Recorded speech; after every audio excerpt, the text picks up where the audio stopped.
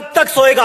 8 बजे तक, 10 बजे तक? अरे मैं पूछ रहा हूँ कब तक सोएगा? मौत के आने तक, आंखें धुंधली होने तक कब तक सोएगा? तेरे ख्वाबों के ब्लर होने तक, सांसों को आधा झूलने तक कब तक सोएगा यार? कब तक सोएगा? देख दुनिया कितनी आगे भाग गई है। जो चांद आला था वो पूरा हो गया, कितने सूरज उगकर वापस ढल गए, कितने मौसम आए और चले गए, और तू सिर्फ सपने देखने में ही रह गया। काश के तू थोड़ा उनको पूरा करने पर भी ध्यान देता, काश के तू थोड़ा मन लगाकर पढ़ता।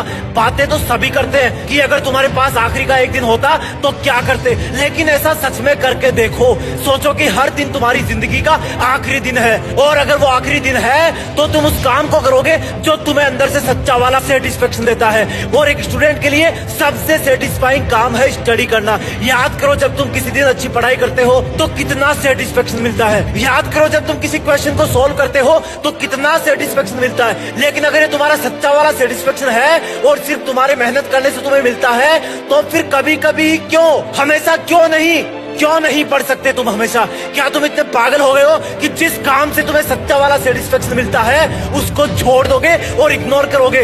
आज से इसी तरह से पढ़ाई करना जैसे आज का दिन आखिरी दिन है, कल एग्जाम है। भूल जाना कि 2 महीने बचे हैं या फिर 3 महीने बचे हैं। एग्जाम कल है और तेरे पास आज का आखिरी दिन है। क्या करेगा बता? नींद तो आएगी नहीं, कल एग्जाम है तो बिल्कुल फ्री भी नहीं बैठेगा। अगर आज का दिन आखिरी दिन है तो मोबाइल पर टाइम पास भी नहीं करेगा। अगर आखिरी दिन है तो अगर बहुत बड़ा करना है तो अपने अंदर एक आर्टिफिशियल इमरजेंसी क्रिएट करो कि मेरे पास इस काम को करने के लिए सिर्फ आज का दिन है। जरूरी नहीं कि आज के दिन में वो काम पूरा हो जाए, लेकिन आखिरी वक्त तक जिंदगी की परीक्षाओं से लड़ते रहना ही एक वीर योद्धा की निशानी है। एक स्टूडेंट के लिए आखिरी वक्त तक एग्जाम से लड़ते रहना ही उसका धर्म है। लास्ट सेकंड तक सीखते रहना ही उसका धर्म है। चीजों को प्रैक्टिकली समझो, रटो मत, उनको विजुअलाइज करो। किताबें बोरिंग तुम्हें तभी लगती है जब उसको एक निर्जीव वस्तु मान लेते हो।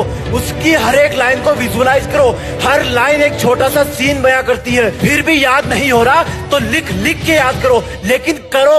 ये पढ़ाई की एग्जाम जिंदगी की सबसे छोटी और पहली एग्जाम है, जिसके बाद लाइफ में एग्जामों की लाइन लगी हुई है। हर एग्जाम का लेवल बढ़ता जाएगा और वहां से किसी दिन पीछे देखोगे तो पाओगे कि ये पढ़ाई वाली एग्जाम तो सच में बहुत छोटी सी थी। फील करो जब तुम पास होकर अगली क्लास में चले जाते हो तो पिछली क्लास की पढ़ाई तुम्हें कितनी आसान लगने लग जाती है। यही चीज लाइफ में होती है। पढ़ाई की एग्जाम को क्रॉस कर जाओगे तो ये भी छोटी लगने लगेगी, लेकिन इसके लिए तुम्हें एग्जाम वाला लेवल अच्छे मार्क्स से पार करना होगा। भले ही मेरिट में ना आ पाओ, भले ही फर्स्ट रैंक पर ना आ पाओ, लेकिन अच्छे मार्क्स आएंगे तो फ्यूचर वाली जिंदगी के एग्जामों में कॉन्फिडेंस बहुत रहेगा, क्योंकि तुम्हें पता होगा कि तुम बहुत मेहनत कर सकते हो और हर मुश्किल से लड़ सकते हो।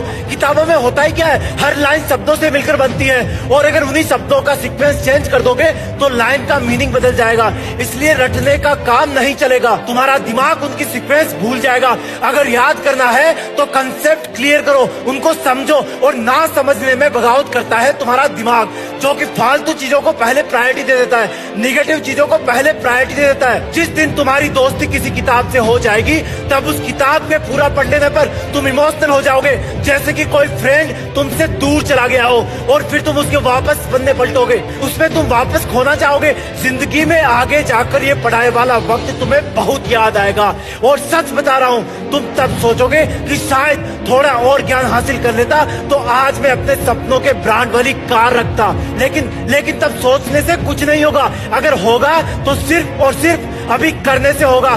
सीखो, आगे बढ़ो और जिंदगी की चुनौतियों से लड़ने के लिए ज्ञान का एक मजबूत कवच तैयार करो। जय हिंद, वंदे मातरम।